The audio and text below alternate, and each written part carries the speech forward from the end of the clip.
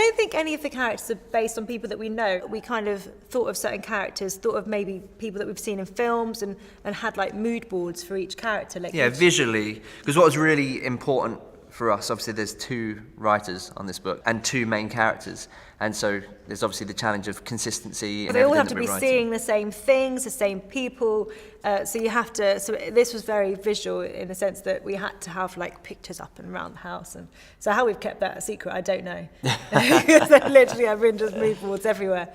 There was a lot of inspiration from science fiction books and films, and it was really nice writing that and allowing, because I love science fiction, and so it was really nice allowing those things to kind of come through and go back and watch a load of old kind of films. We watched a lot of films, didn't we, that were kind of people discovering stuff for the first time, like this new world, or people that realise, like in the Truman Show, realise that the life that they believe to be real isn't, and so there were lots of films that we used to sit down and I love that bit.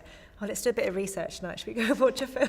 Yeah. It's a really great excuse to sit on the sofa with some snacks. And also what was difficult is that there was some kind of scientific, technical research that we had to do, which I'd not really, had to do that before. In creating this world, and what would, if this did happen now, where would we get to in 50 years? What would have happened? Where would technology go? Do you see yourself in Eve in any way? I don't live in the same reality as everyone else. Right, yeah.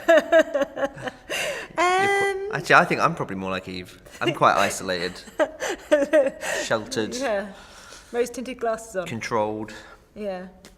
Whereas I'm like Bram and see life for what it is.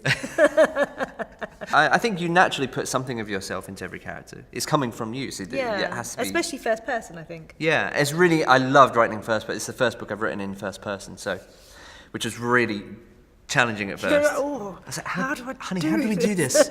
Just, but it's you present, are the person. Yeah, it's you're present going tense. Through it, talk. Right, also writing in present tense first person.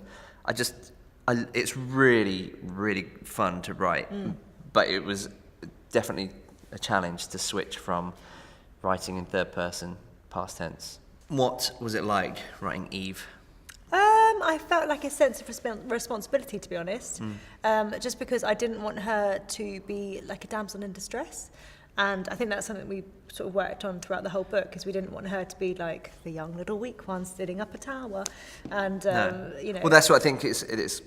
Most of the kind of the topics we discuss and the subject matter of the book is quite relevant, considering everything that's going on in the world at the moment, and we didn't intend for that to be the case when we came up with the concept.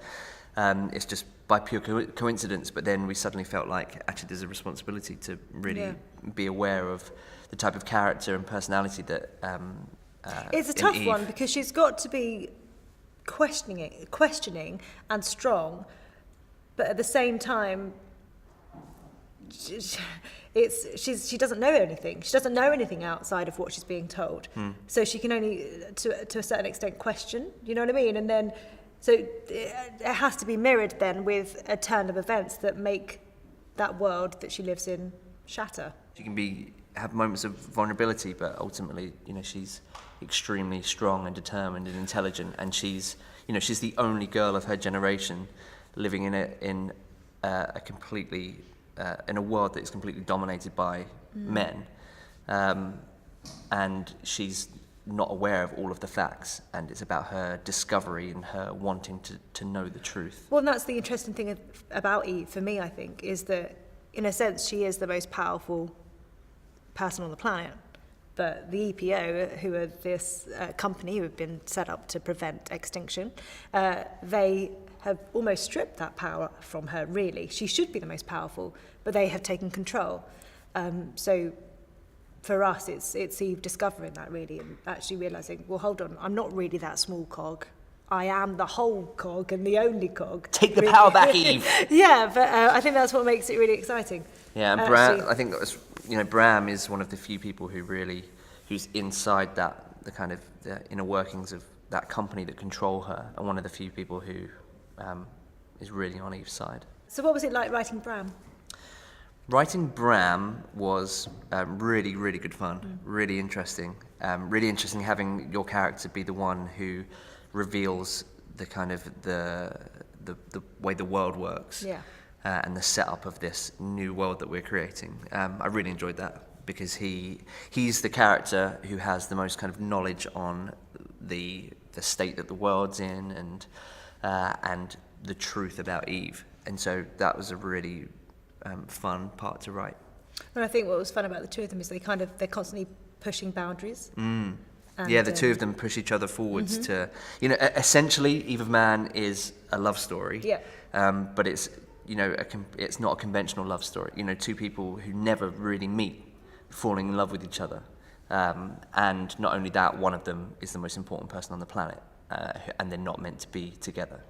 So they have so many challenges.